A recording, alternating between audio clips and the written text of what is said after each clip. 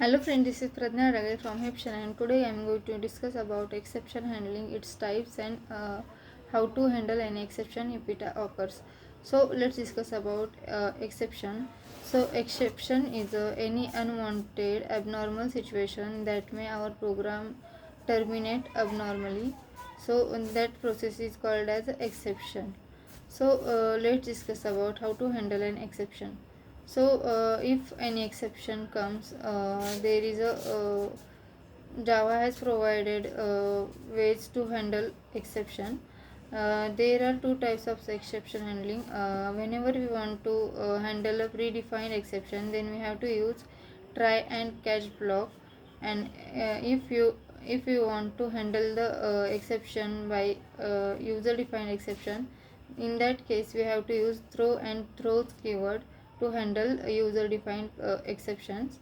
And if you want to run any code at any cost, if there is an exception or there is not exception, then in that case we have to write that code in finally block. So Java also has the default exception handler. Default exception handler is a component of JVM that is used to print the message on console, that is exception is occurred on which line or which method. So let's discuss about how it works. Default exception handler.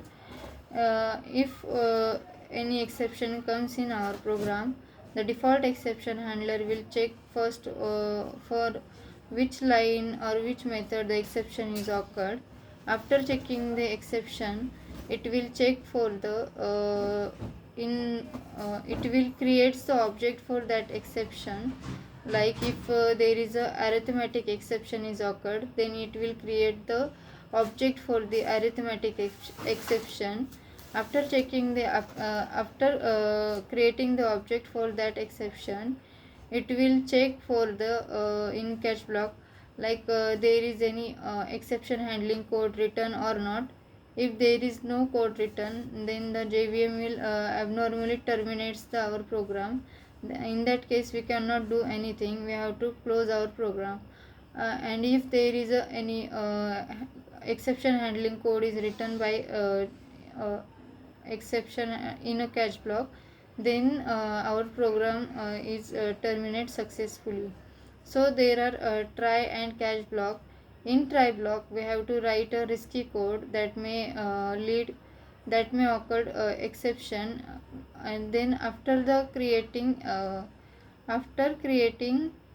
that try block, we have to write immediately catch block, and try block is immediately followed by catch block. So in catch block we have to write the exception handling code. So that's all about exception handling. Thank you.